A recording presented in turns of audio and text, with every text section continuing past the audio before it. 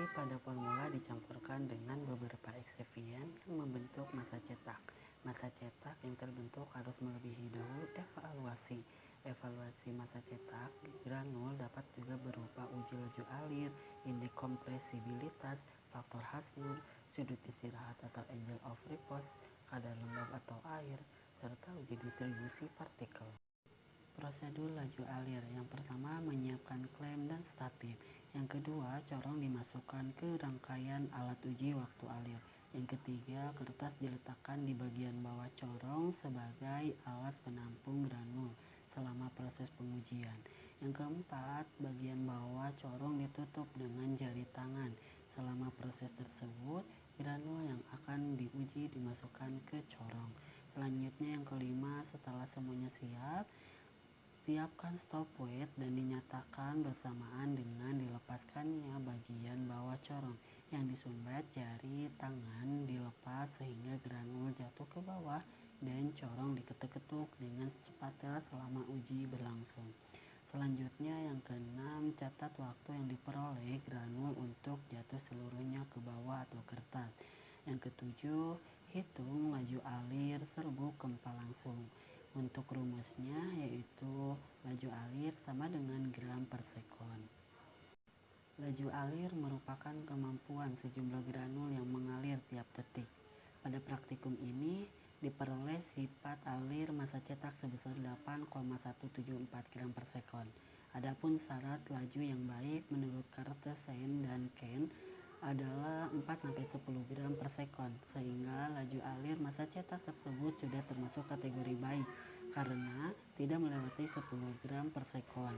Granul yang mempunyai sifat alir yang kurang baik menyebabkan granul susah mengalir dalam corong alimentasi, sehingga jumlah granul yang mengisi ruang cetak akan kurang dari yang diinginkan. Prosedur pada indeks kompresibilitas. Yang pertama menyiapkan alat dan bahan yang digunakan. Kedua granul dimasukkan ke dalam gelas ukur sampai volumenya dekat dengan 100 ml. Catat volume yang akan digunakan sebagai volume awal. Yang ketiga granul tersebut ditimbang dengan neraca digital dan dicatat berat granul yang ditimbang. Selanjutnya yang keempat, granul dimasukkan ke dalam gelas ukur, lalu gelas ukur diketuk-ketuk ke bagian meja. Gelas ukur yang berisi serbuk kempa langsung diketuk-ketuk sebanyak 100 kali. Setelah 100 kali ketukan dilihat volume granul. Gelas ukur yang berisi granul terus diketuk sampai volume konstan dicapai. Catat dan volume konstan granul setelah diberikan perlakuan. Selanjutnya yang kelima, kemudian dihitung persen indeks kompresibilitas dengan rumus persen indeks kompresibilitas sama dengan BJ mampat dikurangi BJ nyata dibagi BJ mampat dan dikali 100%. Indeks kompresibilitas merupakan nilai dari selisih antara densitas mampat dengan densitas nyata dari suatu bahan dibagi dengan densitas mampat. Pada praktikum ini diperoleh persen indeks kompresibilitas massa cetak sebesar 15,49%. Berdasarkan USP, Rockflight, dan MD, nilai persen indeks kompresibilitas kategori excellent yaitu kurang dari 10% dan kategori good berada pada rentang 11-15% dan kategori fair berada pada rentang 16-20%.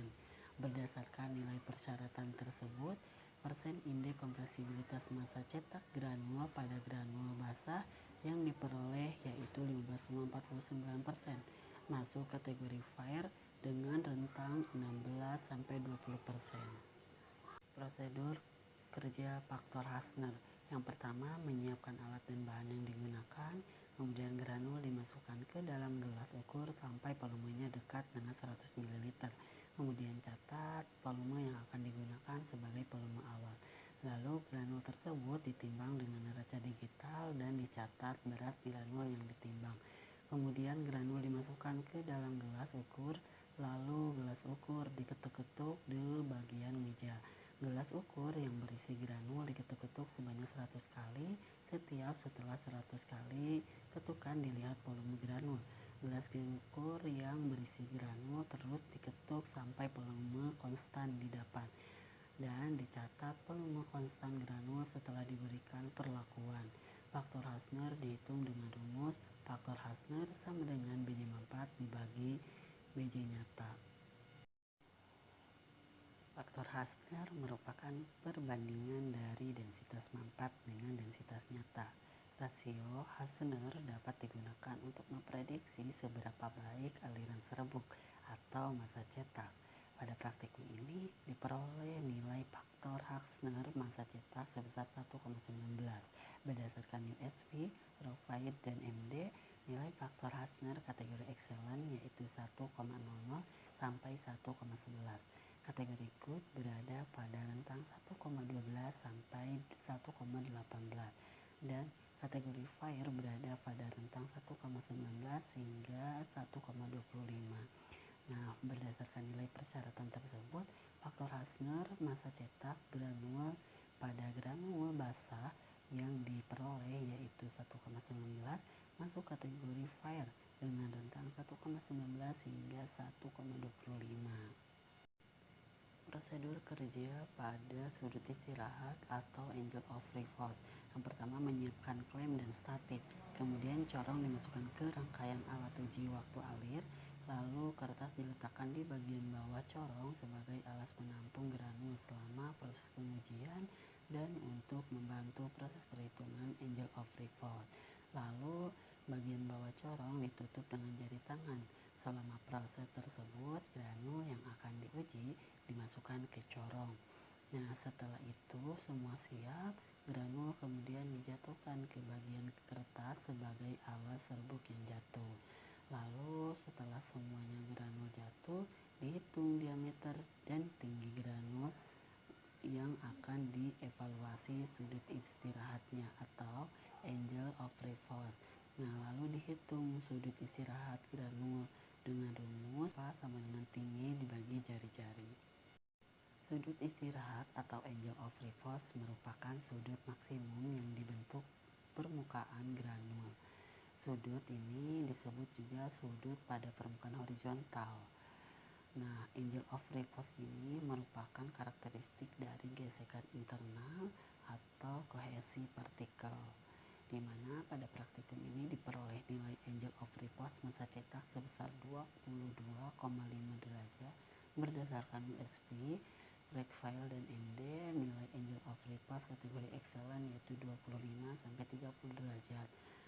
Berdasarkan nilai persyaratan tersebut, angle of reverse massa cetak granul pada granul basah yang diperoleh yaitu 22,5 derajat masuk kategori excellent dengan rentang 25 sampai 30 derajat.